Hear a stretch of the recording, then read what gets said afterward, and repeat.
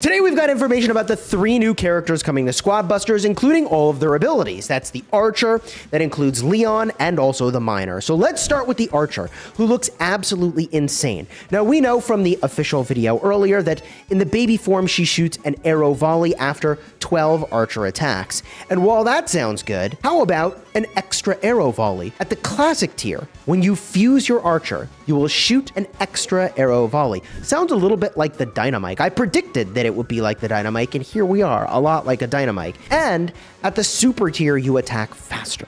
So 3-star super tier makes it so that you will get those arrow volleys more quickly. Lastly, the Ultra form shoots a bigger and stronger arrow volley. Now remember, this is a common unit, so it is very likely that if you're picking commons, you are going to go for a fusion. There are some very obvious pairs to make your Archer go nuts, and it's unsurprising that Archer pairs well with the Archer Queen. Like, yeah, she'll make you attack faster. Attacking faster means more volleys, and you were already getting more DPS from attacking faster, but more volleys is just insane. So that is a combo that just makes a ton of sense. From there, I think Speedsters are going to be a really great pairing because having Hog or Chicken or Max, look, more turbo means more attack speed. So maybe you'll use it all for running around, but often when I'm fighting another squad, I am mashing the turbo button, especially with the changes coming to turbo, where as units get busted, you will be getting more turbo. So seems really good. And I suspect she will be a lower health unit, just like a Colt. And if that's the case, then a battle healer will be a very obviously good pairing. And other healers like Ham or Medic, even secondary healers, could be very legit. Secondary healers are like Trader, Reg at the 4-star tier, or a Mavis, for example. Now, the best mods for the Archer are going to be things that encourage combat. I think for Ring Grab, she'll be really good. Jamma Hot Pot, she'll be really good. Angry Vines will be really good. Anywhere people are forced to fight, that AoE damage is good. I mean, anywhere Dynamite will be good. She will be good. And I think she'll sort of work like a potential closer, just not as much DPS as someone like Dynamite would offer. And I think she'll also be very good in game mods that grow your squad fast. For example, 1 coin chess. Like, yes, big AoE damage seems good there. Double Trouble. Big AoE damage seems good there. And even in Doppelgangers, possibly early, you could do really well ambushing an enemy squad, popping them with that AoE, all right? I also think, obviously, game mods like Royal Haunt, where there's a lot of things you can go hit, even maybe Gift Critters, are going to be really good for that fat AoE damage. Now, this brings us to the Miner, and oh my gosh, baby form of the Miner. There are so many jokes I got in the comments about the Miner, but whatever, here we are. It's a rare unit, uses turbo to burrow underground and avoid damage, pop up with an area attack or evolved eruption attack that stuns. Gross. The baby form burrows and then attacks after using enough turbo. I don't know if that means that it will stay burrowed until you've used enough turbo, or it'll only burrow when you've used enough turbo. Uses turbo to burrow. Okay, good. You need to use the turbo to burrow, not the other way around. I don't know. In the notes that I was provided, those look like they conflict a little bit, but whatever. Let's get to the classic version. Classic version can burrow longer to charge an eruption attack. So this is the thing where you pop up and stun folks, and that is so disgusting. You always get a disgusting engage against an enemy. That seems insane. And at the super form, heals steadily while burrowing. This thing heals itself. You don't need a healer necessarily to pair with it. I don't think healers are bad, but yeah, the fact that it heals itself is amazing. Obviously, a battle healer giving your frontline more health is good, but Battle Healer, I think, benefits the backline in a lot of ways more, making it more survivable. And then the Ultra form, the eruption becomes bigger and more powerful. So I just assume a bigger template that does more damage. I think there are going to be some very obvious good pairings here. Speedsters for turbo is going to be really great. I think the Barb, assuming that Miner is going to pull the primary aggro, your Barbs can like really cook the enemy because, yeah, I mean, Barb's got a moderate amount of health, but isn't a real tank frontline. It's a DPS frontliner. So if Miner really operates as a tank, which I hope it will, then the Barb can just go nuts. Possibly you will need other frontline though, depending on how that aggro gets shared and where the Miner will erupt in the enemy's squad. So it could be that you still need an El Primo or a BK. And assuming the enemies are knocked back in a really meaningful way, it could be that Archer and Dynamite will not be as good because a circle AoE template on a bunch of enemies that got split up is less exciting. Now, it's possible that their squad will recompose itself and then your AoE does just fine, but even the Ice Wizard or regular Wizard's splash damage could be diminished by the Miner popping up. I think Jesse might actually be an ideal DPS to bring here, because the bounce damage doesn't really care about where they've been sent. So that could be really awesome. I also think if some disruption is good, maybe more disruption is even better. So bringing also a Shelly and El Primo could be really awesome. I'm going to assume that he is going to have more hit points than a Barb, but less hit points than an El Primo. I assume he's going to have less DPS than a Barb and more DPS than an El Primo. That's just my hunch here. I think his best mods are going to be Turbo Overload and Golden Boots, because you get lots of turbo, which means he can do plenty of burrowing. Also, I think Royal Haunt will be really good to break up clusters of ghosts. And I also think that pretty much any of those game mods that encourage combat, I mentioned earlier, Ring Grab, Gem Hot Pot, Angry Vines, or make the squad really big so there's a lot of targets, One Coin Chest, Double Trouble, I think he could be really, really good there.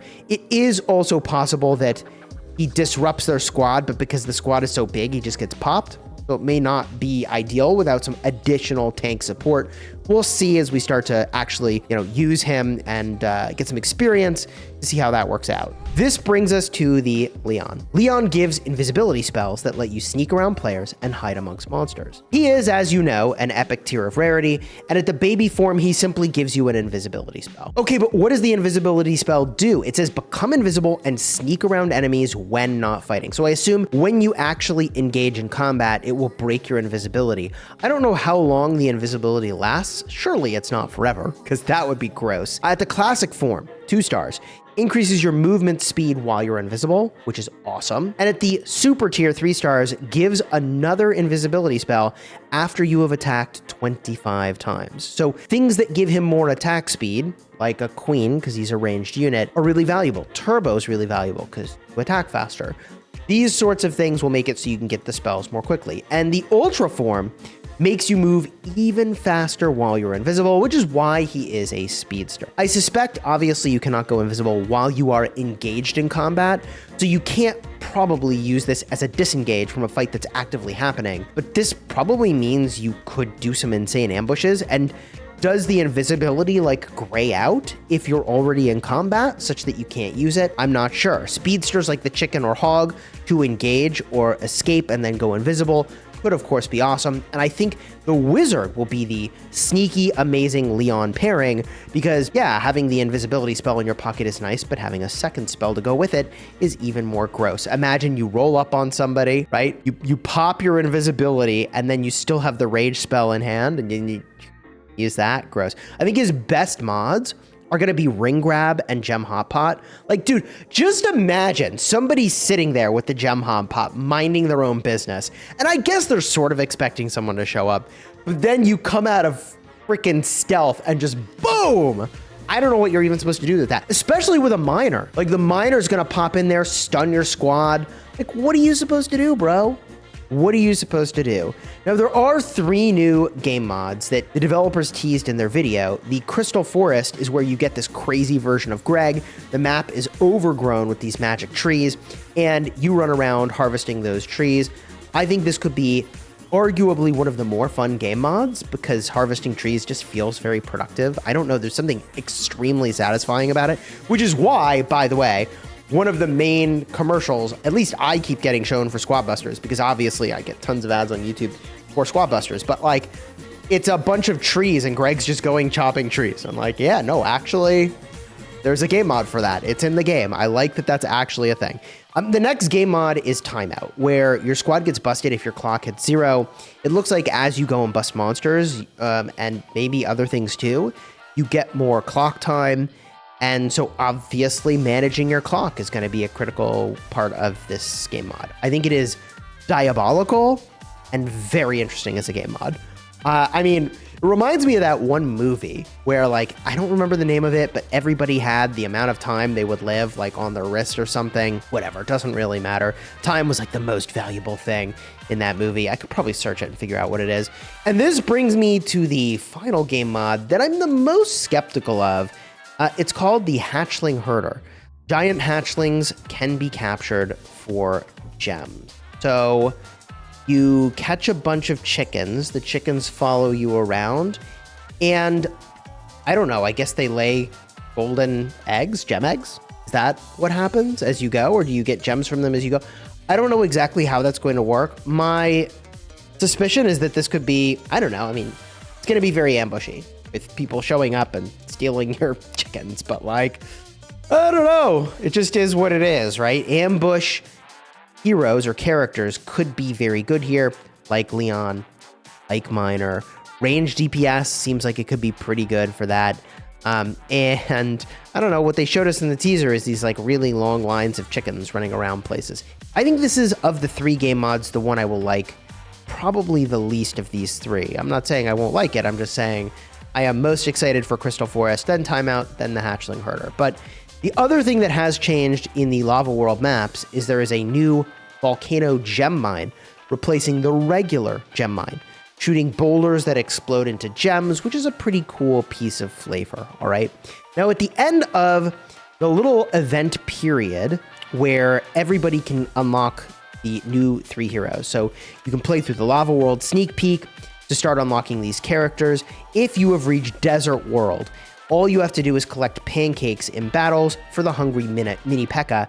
in your plaza, and you'll earn lava chests with guaranteed Lava World characters. Probably going to need a lot of them, but they said they made it easier than the Ice World event.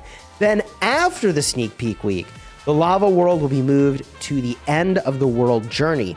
If you reach Squad League before this ends, check out the shop for a reward. It's going to be 600 tickets for everyone in Squad League to pick a cosmetic, kind of like how we got last season, but now you pick the cosmetic.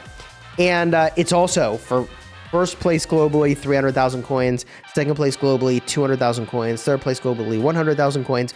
But to me, like, that very small prize pool signals that seasonal rewards are really not taken very seriously.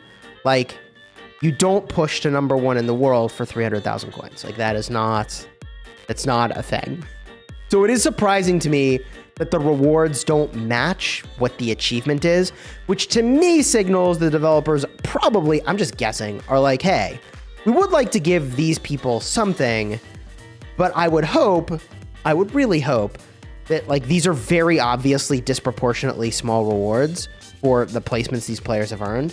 I would think this is signaling that something better is coming. And for now, the overwhelming majority of players in the game probably aren't even in Squad League. So the developers are thinking, I would guess, about the things that affect everyone. And hey, they made a lot of changes that I ain't mad about them, you know? There's some great changes to Squad Busters. And if you missed my video yesterday, where I talked all about it, check the card right over here. Or if you want to see my reaction to the official video, where the developers teased a bunch of this stuff as well, that video right over here. Really important. Go watch these. Good stuff.